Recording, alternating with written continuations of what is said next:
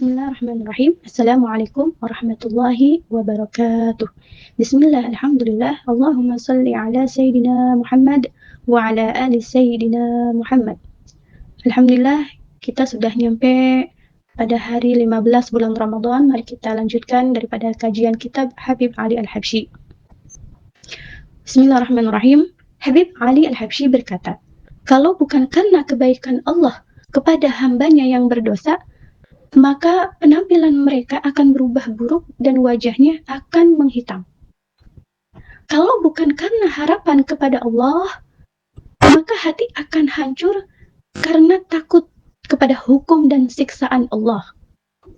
Semoga Allah tetap menjadikannya sebagai pertolongan bagi mereka yang taat kepada Allah dan tetap melindungi mereka dari kemaksiatan kepada Allah. Amin. Amin ya rabbal alamin. Allah Ta'ala fil Quran, walau basatallahu rizqa li'ibadihi labaghaw fil ardi. Di dalam ayat Al-Quran, Allah Subhanahu wa Ta'ala berfirman, dan seandainya Allah memberikan rizki kepada hamba-hambanya yang diberi rizki tersebut, maka mereka akan melampau batas. yakni mereka akan berbuat seenaknya saja di muka bumi ini. Ad-dunya sijnul mu'min wa jannatul kafir. Karena dunia ini adalah penjara bagi orang yang beriman dan merupakan surga bagi orang yang kafir. Syekh Abu Bakar bin Salim berkata, dunia itu penjara bagi orang yang beriman selama seseorang berada dalam maqam iman, maka dunia adalah penjara baginya. Tapi jika ia sudah mencapai ihsan, maka dunia tidak lagi menjadi penjara baginya. Ada salah satu cerita, ada seorang Yahudi bertanya kepada Said Al-Adni, di manakah penjara untukku, hai Said? Karena keledaimu saja berjalan di atas alas dari Roma, dan makananmu lezat, enak, penuh dengan kenikmatan. Dan di mana surga untukku, wahai Syekh? Kemudian Said Al-Adni berkata, karena Tuhanku Allah telah mempersiapkan untukku kebahagiaan di akhirat nanti, maka aku sekarang sedang di penjara, yaitu dunia. Dan karena Allah telah mempersiapkan untukmu berupa hukuman dan siksaan yang pedih di akhirat nanti, maka sekarang di dunia kamu seakan-akan sedang berada di surga. Kemudian orang Yahudi tersebut berkata, wahai Syekh, wahai Sayyid Al-Adni, perkataanmu benar. Kemudian langsung dia mencium tangan Syekh tersebut sambil menangis, dan seketika itu juga masuk Islam. Teman-teman yang saya hormati, barang siapa memasuki sebab-sebab hidayah dan rezeki itu dengan usahanya sendiri, maka ia akan tertolong oleh sebab-sebab tersebut.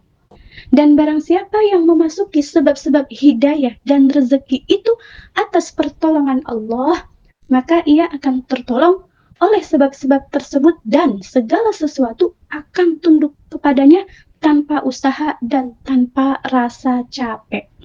Orang zaman sekarang berusaha mengejar rizki itu dengan sendiri.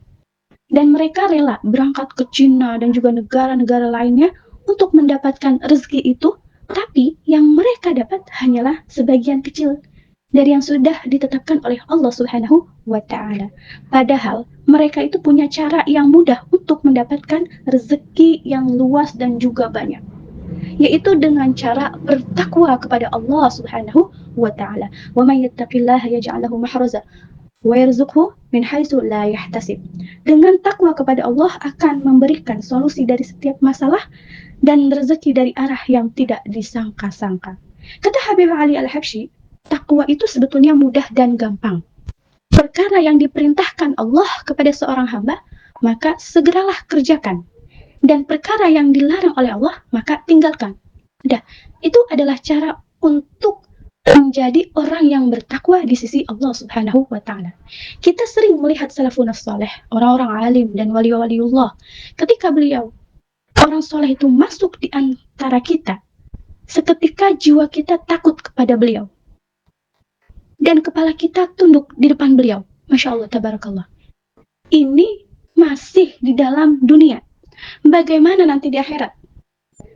Nanti di akhirat, beliau-beliau itu memiliki status kedudukan dan derajat yang sangat tinggi, yang hebat di sisi Allah Subhanahu wa Ta'ala. Dan kebiasaan dari orang-orang soleh atau salafun soleh kita ini, beliau mendawamkan dan melazimkan sifat takwa dalam diri beliau. Dan beliau-beliau adalah orang yang menang, yang bisa dekat dengan Allah dan masuk ke dalam kehadirat Allah dengan kekhusyuannya. Allah tidak memisahkan cabang dari akarnya. Kita doakan semoga Allah tidak memisahkan kita dari keluarga kita, dari ilmu-ilmu keluarga kita, dan dari derajat keluarga kita di akhirat nanti. Karena betapa besar penyesalan yang akan menimpa kalian di akhirat ketika mereka melewati dan mendahului kalian menuju istana dan taman-taman surga bersama Rasulullah, tapi kalian ketinggalan. Nauzubillah min dzalik. Maka berusahalah dan teruslah beramal. Luangkanlah waktu untuk menuntut ilmu, mengajar, dan kemudian menyebarkannya ke berbagai daerah. Milikilah niat yang baik, karena niat baik akan mempertemukanmu untuk memantau, untuk melihat.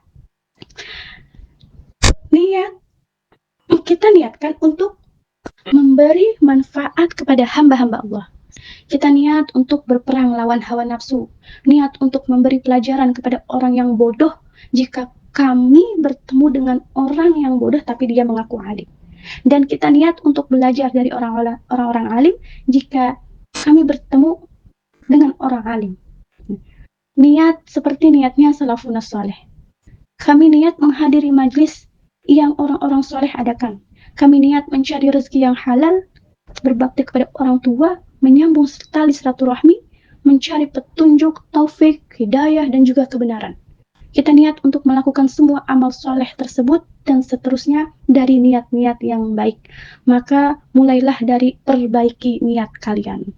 Nabi Muhammad SAW bersabda, niyatul mar khairun min amalihi. Niatnya seseorang itu lebih baik daripada amalnya. Kamu sering berbuat dosa, sedangkan kamu dalam genggaman Allah yang mengetahui hati dan niatmu. Maka kembalilah kepada Allah. Bertaubatlah mumpung masih di bulan Ramadan.